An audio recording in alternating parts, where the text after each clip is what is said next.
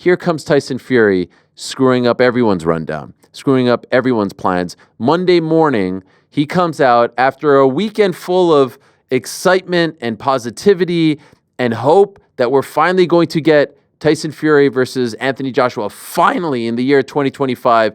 In case you missed it, this is what Tyson Fury dropped.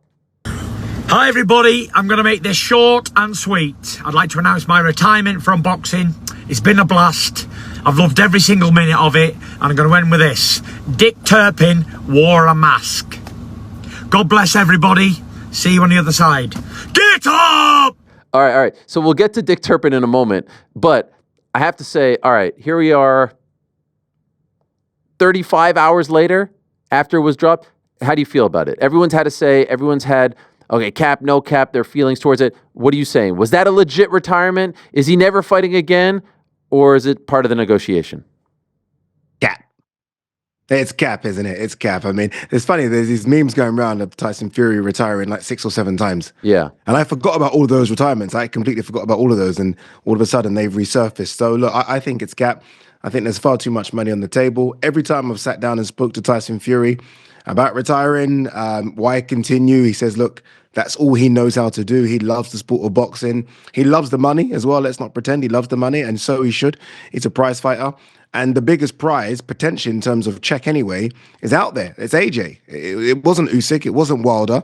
The biggest paycheck he will get from the sport of boxing is fighting a guy called Anthony Joshua in front of, I dare say, 100,000 people, Wembley Stadium. That's out there. I just think it's cap. I know you said we'll leave the Dick Turpin thing out. There's something there. Okay, so tell us, what does he mean by that, in your opinion? And for those that may not know, and by the way, Hadi, how about this?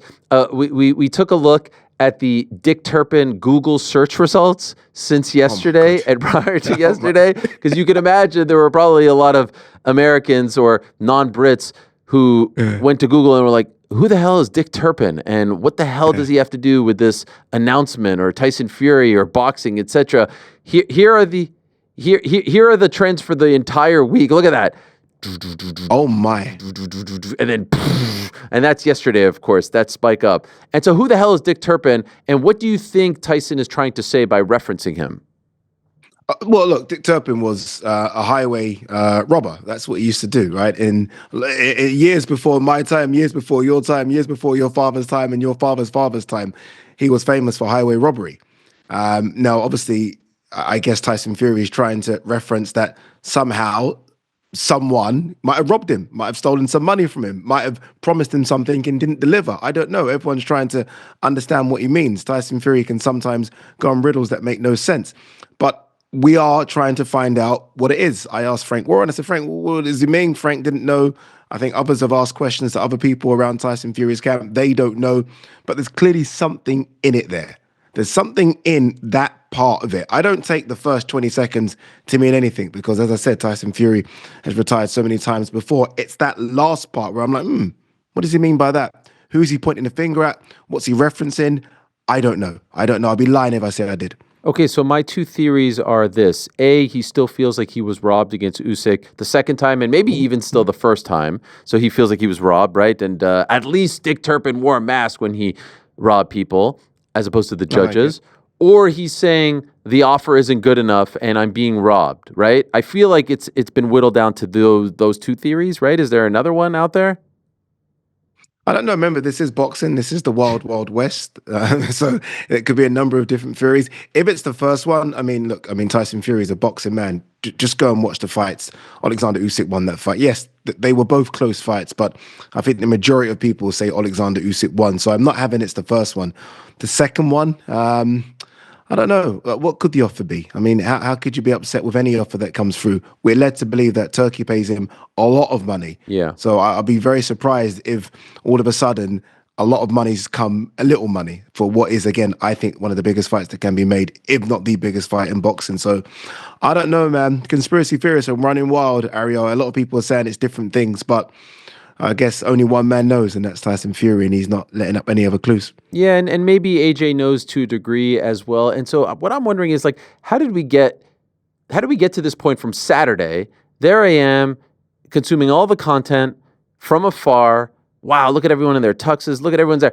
AJ is there. The AirPod is there. He's wearing a tux too. He's got the cane. Freaking Teofimo Lopez is dressed as like a Great Gatsby character. You got everyone under the sun. Everyone under the sun. And AJ's talking to you up there. And I've never heard him sound so hopeful and so positive regarding this fight that we've all been dreaming of. We've all been talking about it. How do we get from that point, as you're looking at some of the sights from this unbelievable event that they put on Saturday evening in London?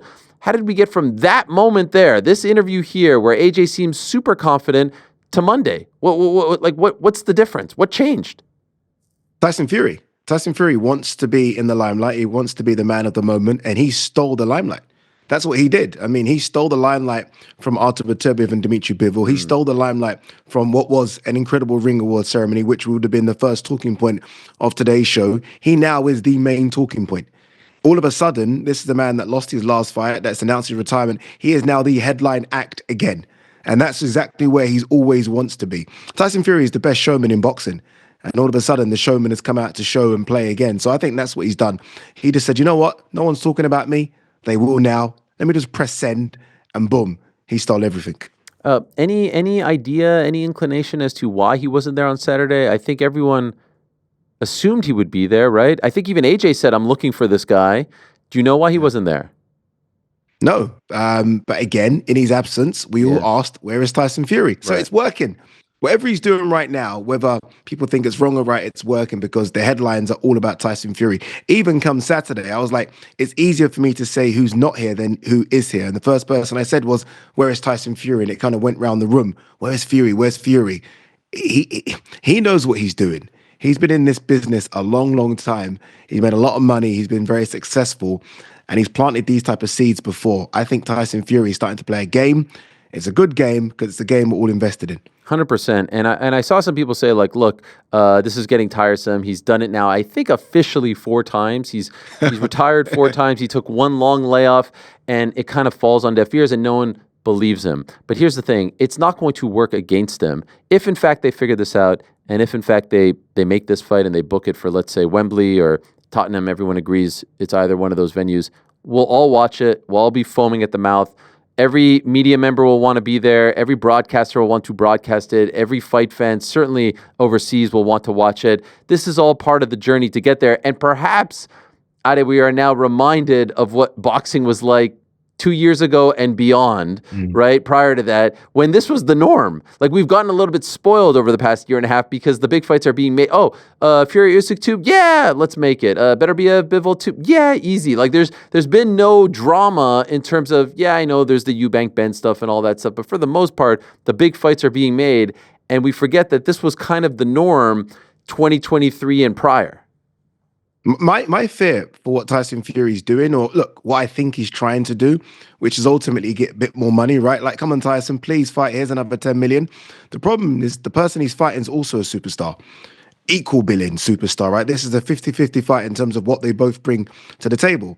So if you're Team AJ and you hear that Tyson Fury's got another 15-20, you're going to want another 15-20. That's just how this is going to play out.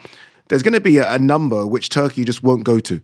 There has to be a number. I know everyone says he has an infinite resources, but there has to be an infinite amount of resources, but there has to be a number where even he says, you know what, this is getting silly, we're not going there. So I don't know if it's a case of Tyson Fury just writes a number down and, okay, look, I'll come out of retirement for that.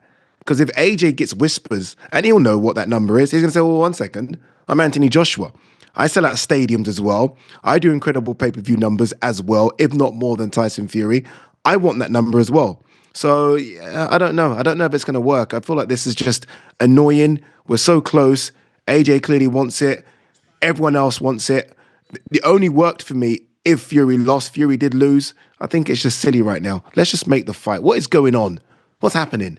Nonsense. A week ago, I said it's my wish for 2025. This is the fight that I want to see above all else because we've been talking about it for the longest. And I actually think, given where they're at in their careers right now, I actually think it's supremely interesting. Of course, if it was for Undisputed, that would be the best. But both guys coming off of losses, one coming off of back-to-back losses at the highest point of the game. This is for, undisputed. Like he's not on some losing streak against a bunch of bums, but still, you don't want to go on a 3-fight losing streak. AJ doesn't want to lose 2 in a row after, a good stretch. And backs against the wall, kill or be killed, the face of UK boxing over the past 10 years versus the other face of UK boxing over the past 10 plus years. You don't need anything else. And so let me ask you, your read, and I know you and AJ are boys, you hang out in Nigeria, you hang out at galas and ceremonies and whatnot. Your read on his mood and I guess the way he was feeling about the fight in that chat that you guys had on DAZN. I've never seen him so just I want it, just give me that fight. There's always been other options at AJ, and look, rightly so, right? There's always been other options, and AJ sometimes has taken those other options, and Tyson Fury's veered to his other options. Now I feel like AJ knows this is really the only true option. I mean, there are Bacoli, potentially Dubois rematch, but none of those are exciting. The fans aren't asking for any of those. The fans only want Tyson Fury. And AJ said it, didn't he? He said on that interview I did with him, I'm a fan. He says, I'm a fan and I want to see Fury. That's what he said about himself. So it's the first time where I feel like he's now gunning for it. He mentioned everyone. He said, look, there's Spencer Brown, Frank Warren, Eddie, 258, Turkey. We can easily make this fight. So I think it's all systems go on his side, at least, for the Tyson Fury fight. He understands. He just wants to be in fun fights. He says, look, it's coming to an end.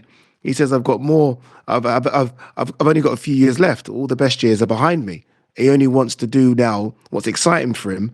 And the most exciting thing for him is Tyson Fury. Win or lose. Win or lose. I don't think he goes in there thinking, I have to win. He just wants to have a fight with Tyson Fury because everyone's been talking about it now for 10 years. 10 years. Like, what are we doing? And now, luckily for both, we're still in a situation, a bit like Manny Pacquiao and Floyd, where it still generates so much interest and money. And I don't know. Like I've always said, get in, get rich, get out. But when the get rich could be £100 million, stay for one more. Stay for one more, both of you, and let's do it.